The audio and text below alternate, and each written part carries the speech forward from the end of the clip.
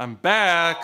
I feel a little more country and a little less rock and roll.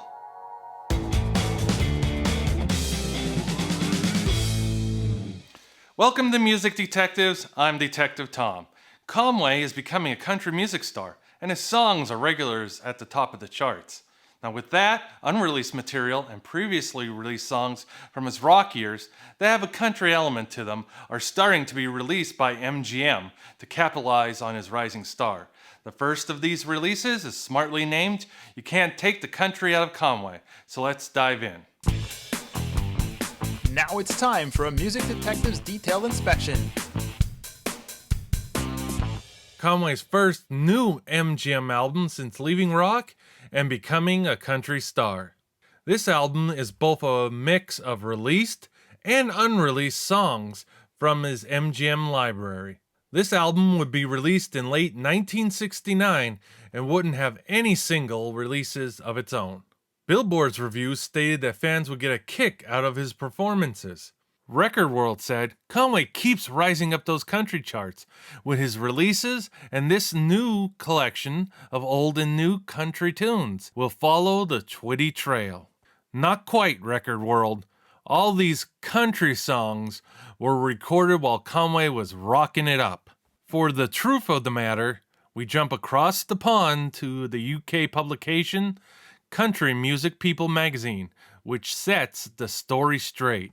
Conway Twitty fans, beware of what appears to be a new album. The songs look good at first glance, but the proof is in the playing. This album will not be accepted by country or rock fans. If anything this album proves is the fact that Conway was certainly interested in country even as his rock fame was at its height. He recorded these country standards and tried to rock them up to hide them among his rock catalog. As we examine the cover of this album, we see here too the borrowing. First, our picture of Conway. Doesn't it look familiar? Well, not the exact image of the picture used on his latest Decca album, I Love You More Today. It is clearly from the same shoot. The picture is strong enough to stand on its own, so there wasn't any reason to put this orange, circular, blurry mess around and over the image. Completely unnecessary, unless they were further trying to separate the similarities of this photo from the I Love You More Today album. We got the SE 4650 stereo in the upper left, and a purple circular MGM logo that is barely noticeable. Purple was a poor choice. White would have been better if they wanted you to see it. Lastly, we have the title and Conway's name in a decorative rectangle. Flipping this over, we see another image. This time, the very same image that graced the cover of Conway's Look Into My Teardrops album, only not in color. It's MGM trying to send subtle vibes that this is a country album.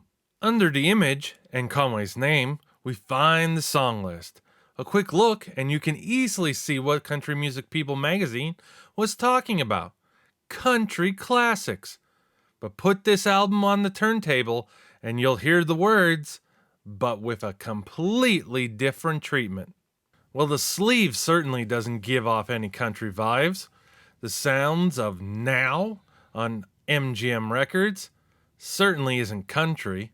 Roy Orbison is probably the closest you can come with this. Not sure why they would think that advertising their current rockers would help sales when the album was marketed for country fans. Let's look at the other side of this sleeve. Okay, wow. We finally get some true country sound. Both Hank Williams and Hank Williams Jr. is here. But look how small and tucked away in the lower right corner they are. Those two should have been the biggest images on here. I know it might be expensive to create custom sleeves for albums, but it seems like a great opportunity wasted. Okay, enough sleeve. Let's go to the vinyl.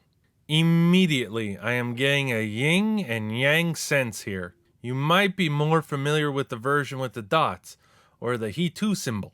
Let's swap out the colors, and you can see how it's pretty much dead on. The The concept of yin and yang is about the opposite forces being interconnected. Not sure where the correlation is within the music realm. If anyone has any ideas, let me know in the comments below. Maybe highs and lows? Waveform? Ah, forget it. You'll probably figure it out. Let me know below. Let's inspect the Devwax. Always a little tricky to get the right angle. Boy, has the label sure changed from when Conway was on MGM's payroll. We see they did sneak a Conway written tune here on side 1 in position number 2, Tower of Tears. And then we have a Harlan Howard tune at number 4, I Can Hear My Heart Break. For a little more on the rest of these tracks, let's go into the Music Detectives Hall of Fame. Welcome to the Music Detectives Hall of Fame.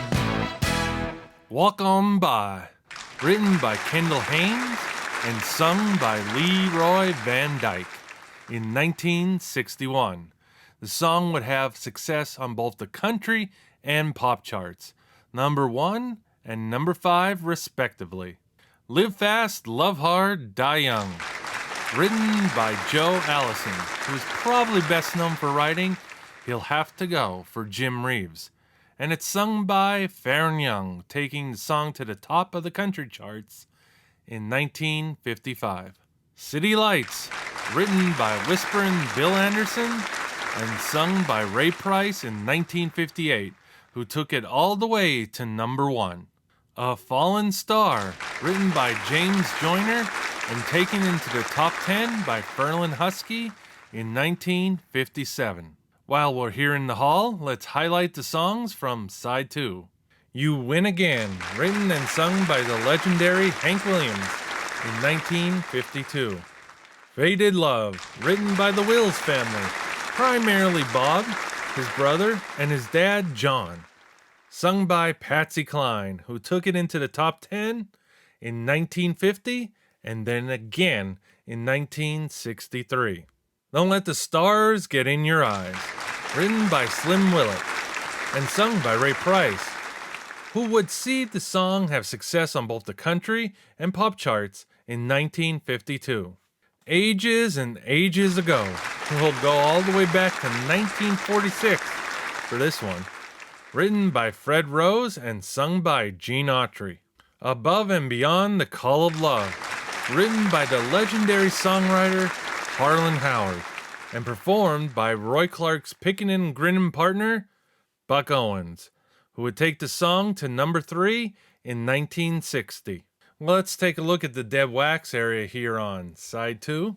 It's very light and hard to see, even under the right light, but there is a zaggy S symbol on this record. It's for the pressing plant in Bloomfield, New Jersey. Now a little easier to see, we also have the MGS, and that too is another way to know where it was pressed.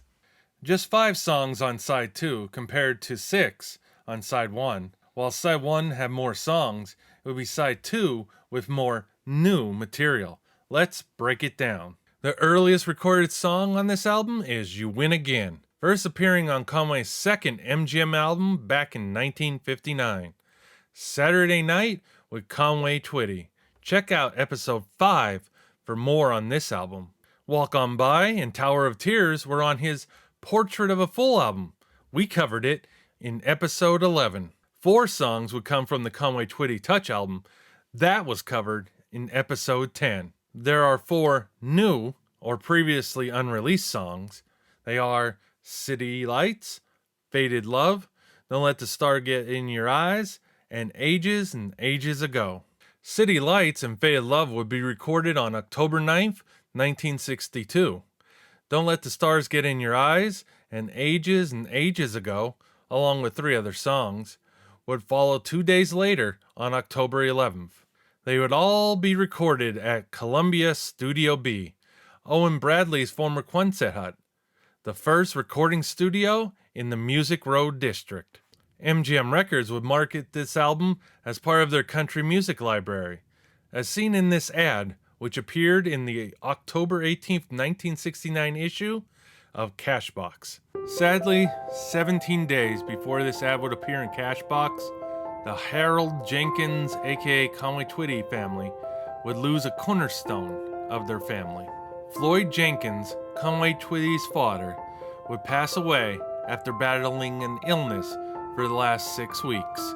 Conway would join his riverboat captain father on journeys down the mighty Mississippi River. My dad played guitar a little, and that's how I learned to play. I'd sit up there in the pilot house with him. Conway once recalled, Floyd and wife Velma would eventually operate Conway's, a supper club on Moon Lake in Mississippi. Conway's eldest son, Mike, was quoted as saying of his grandfather Floyd, "To me, he was a rock, such a piece of granite that nothing could hurt him or keep him down.